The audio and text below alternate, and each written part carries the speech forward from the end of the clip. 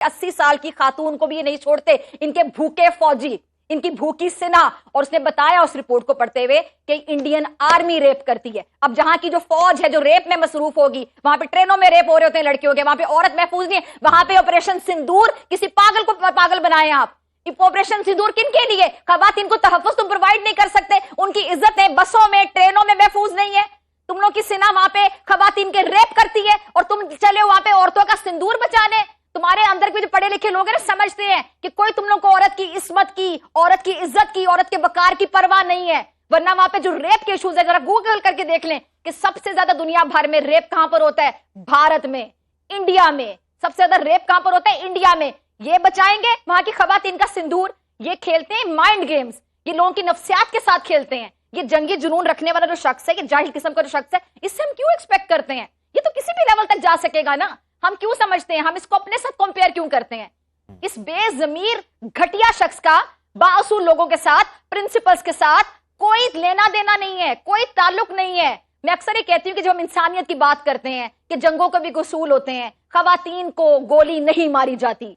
बाअसूल कौमें जंगों में खवातीन को गोली नहीं मारते, बच्चों पे अटैक नहीं किया जाता, जहां पे इबादत गाहें होती वहां पे अटैक नहीं किया जाता, हॉस्पिटल्स पे, डिस्पेंसरियों पे बमबारी नहीं की जाती। लेकिन दो लोग हैं इस टाइम पे इस दुनिया में जिन पर ये असूल लागू नहीं होते। एक का नाम नेतन्याहू और दूसरे का नाम दरिंदर मोदी, जो कि एक दरिंदा है। दरिंदा सिर्फ इंसान है। हम इससे क्यों एक्सपेक्ट करते हैं कि अभी झारियत कैसे करेगा, ये चीज वैसे करेगा? वो भी इंसानियत सोच, कोई भी हरकत कर सकता है, वो किसी भी लेवल तक गिर सकता है, क्योंकि जुनूनियत उसके सर पर सवार है, फिस्ताइयत उसके सर पर सवार है, और इस टाइम पे बुखलाहट भी सवार है। इस टाइम पे शर्मिंदगी का बोझ भी इसके सर पे सवार है। अपनी शर्मिंदगी को मिटाने के लिए, अपनी कंफ्यूजन को मिटाने के लिए, अपनी बुखलाहट को मिटाने के लिए, जग हसाई जो उस पर हो रही है, उन तमाम लोगों को अपनी रूह को तस्कीन पहुंचाने के लिए, घटिया शख्स अपनी बद रूह को तस्कीन पहुंचाने के लिए किसी भी लेवल तक गिर सकता है, किसी भी लेवल तक गिर सकता है। ये बात आप याद रखिएगा। अब हमारा एक इम्तिहान है जिस पर अभी तक मेरे ख्याल से बड़े कामयाब हुए कि हम वॉर स्ट्रैटेजी, पूरे रूल्स को समझकर चल रहे हैं, क्योंकि हमारी फौज अल्हम्दुलिल्लाह प्रोफेशनल फौज है।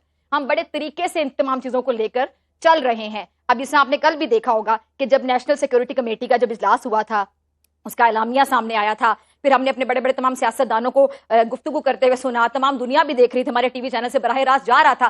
तो हमने क्या कहा कि हम इनको इससे भी ज्यादा नुकसान पहुंचा सकते थे, लेकिन हमने उतना नुकसान नहीं पहुंचाया। इससे ज्यादा हम मैच्योरिटी का या बुर्दबारी का, समझदारी का प्रैक्टिकली सबूत कैसे दें? हम जबानी जबा खर्च तो नहीं करते, हम तो प्रैक्टिकली बताते हैं। अभी मैं एम एम आलम की एग्जांपल दे रही थी, तो एम एम आलम ने 1 मिनट में, एम एम आलम साहब ने 1 मिनट में इनके 5 तैयारे मार गिराए थे। ये कर सकते हैं आज तक? मुझे बता दें। फिर इन्होंने अपना मूंछों वाला बंदर भेजा था, वो बंदर आके यहाँ पे MiG-21 समेत खुद गिर गया था। अच्छी खासी मार कुटाई खा के फिर चाय पी के यहां से चला गया था। और इनका आप देखें जरा कि लेवल क्या है इनका, IQ लेवल के। इन्होंने उसको मेडल पहना दिया कि भाई अच्छा गिर कर आए थे, मार खा के आए थे और वहां की चाय पीकर आए थे, तो आज भी तुम तुम्हारे हीरो हो, हम तुम्हें मेडल पहनाएंगे। ये तो इनका लेवल है वहां पे। ये अपने उन बंदरों को, मूंछों वालों को जब बिठाते हैं राफेल में, राफेल भी गिर जाते हैं। वो सर पकड़ के बैठे हुए कि इतनी बड़ी कंपनी, इतने अच्छे तैयारे, इतने महंगे तैयारे। जरा सोचे कि $300 मिलियन का अगर एक तैयारा होगा, और ये एक तैयारा अगर वो तैयारा भी गिर जाएगा, तो अब देख रहे हैं ड्रोन पर आ गए। अभी हमारे साथ एक मेहमान मौजूद थी, बता रही थी कि अभी ड्रोन पर आ गए। कहा ये राफेल राफेल राफेल राफेल से शुरू हुए थे और अब ये देख लें कि अभी ड्रोन पर आ गए। अब तो गलती से भी राफेल नहीं भेजने लगे हमारे पास ही।